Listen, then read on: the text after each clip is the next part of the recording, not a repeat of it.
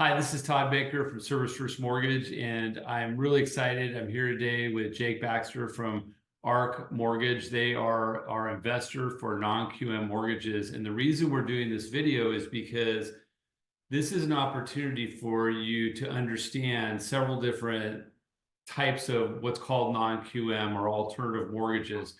And what we're going to cover today in this video is bank statements, but we're also going to do subsequent videos for profit and loss and debt service coverage and asset asset depletion, or is asset, how do you call We call it asset utilization, but it functions the same as asset depletion. them? Okay, right. So it's an asset-based loan.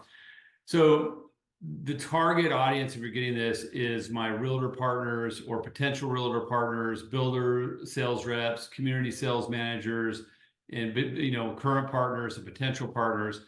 And we're going to just do a short synopsis, but where Jake's going to go through how it works and what to look for, because what's going to happen, most of you have on the building side, your preferred lenders will not have this product, and your alternative lenders that do have this product will not be able to perform the way we can with Jake and with ARC because of the way we do things up front. So let's start by, tell us about the bank statement program. Perfect. Todd, thanks for having me on. Our bank statement product, who's it for? How does it function? Where is it applicable? So your borrowers who are self-employed oftentimes will need some kind of specialty financing. And it can be a number of reasons why they're looking for specialty financing.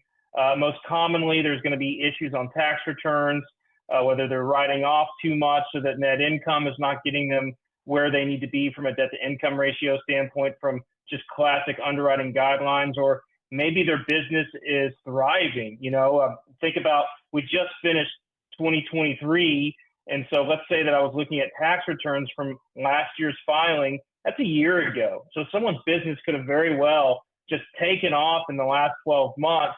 And so we've got a product that allows us to look at cash flow. How is the business cash flowing right now? And so bank statements is how that's done. We're looking at the borrower's business or personal returns, because as you know, businesses can be structured in all sorts of ways. And we're coming up with income based on cash flow in and out of those bank statements, the type of business they run, where it's service or production based, how large it is, how many employees they have. We take a deep dive at how the business is structured, but we avoid looking at tax returns as our sole way of calculating income. Right. So there's a key thing in there that you just mentioned. One item that sort of jumped out to me is that for those of you watching, I think what we normally consider when we're looking at bank statements is someone can't qualify because of debt ratio, or they can't qualify for a conventional loan or a government loan under those types of underwriting. It's always because of debt ratio. And so typically we're trying to get more income, but you bring up an interesting point that what if the business killed it this last year and the forecast for next year is we're going to kill it, and they don't want to wait to buy that really nice house they want to buy, but they can't qualify using that prior year tax return. This gives them an opportunity to buy a house, correct? Using that 1 year increase in income as well, because you can do 1 year. That's right, Todd. And oftentimes, whenever a business is thriving, that means maybe more taxes are due. And so I know you've seen it, and so have I. They're usually going to extend. They're going to file for an extension on their tax returns. So you may not see 2023's actual numbers until October of 2024, which then again, the same cycle occurs where you're looking back a year plus at basically old data on what the borrower's income is. And so really, if you think about it, the bank statements is a much fresher, more current look at the borrower's or the business's financial well-being, instead of us looking back 12 and even more months ago at numbers that really aren't as relevant as what they're showing cash in, cash out on bank statements today. Yeah, and the other thing is that the person that's in that situation where their business had this huge year and they are going to pay more taxes, they're going to be pushing their CPA to do what they call sharpen the pencil, right? and take advantage of the tax code to eliminate as much taxable income as you can. And then you get into the whole dilemma of they can afford a house, but using traditional tax, cash flow analysis from a tax return that would be done, that maybe they can't qualify. So one of the things that I think that people shy away from is these kind of transactions.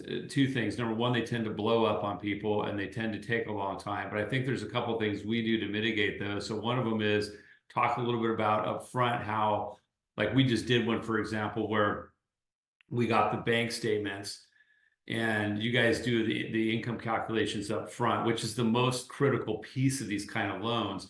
And how, like on that one, you said, well, hey, this one might be better 1099. And in fact, I'm getting it today. It is going to be better 1099. So talk about that upfront component and then normal turn times if you have a borrower that's cooperating and et cetera. So talk a little bit about that. Sure. Yeah, we want to avoid deals blowing up, as you said. So what we do is we'll take a deep dive at the business first. So we have a form that Todd and the borrower will complete together. It's our business narrative form. And it just kind of tells us, how does the business work? How many employees does it have? Do they own buildings? Is it brick and mortar? Just kind of tell us the story. And then we're going to take a look at 12 to 24 months of those bank statements and give income numbers up front. So what does this do for you? It gives you peace of mind. When you're writing that contract or you're building that house for that borrower, that the income has already been vetted out by a member of our underwriting team. So, again, peace of mind, avoiding that blow up, the surprise of, oh, the tax returns don't show us what we need them to. This is clearly a solution in many cases for borrowers who are self-employed. Perfect. And then just to finish this up, what are the things what would you recommend to either a realtor or a builder sales rep or a builder community sales manager when they have someone that maybe goes to their internal lender to builder and gets rejected, or to the realtor, they say, hey, I'd like to buy a house, but I don't think I can qualify. What are the things they need to be asking in terms of for a bank statement loan? Yeah, so familiarize yourself with the borrower's income situation. First of all, are they self-employed or are they employee of somebody else? That's as basic as it gets. If you have a deal that fell through because of income and they happen to be self-employed, that's where Todd comes in, kind of rescue, save the day, and get a different look at maybe a different approach to getting income figures for you. See if we can flip the deal and get it out fast for you. Best to avoid all this up front by asking the right questions, though. Just like a good loan officer, you want to learn as much about your client as possible so that these surprises don't come up. So if the borrower is self-employed, best thing to do is first look at tax returns. Have Todd, one of his staff, or himself make sure the numbers look good. And if not, then we start flagging down bank statements and that business narrative form so that we can get you that bank statement income calculations out. Well, perfect, Jay. Well, thank you so much. And everybody tune in for the other videos we're going to put out about the other loan products. Thanks so much. Look forward to it. Thanks.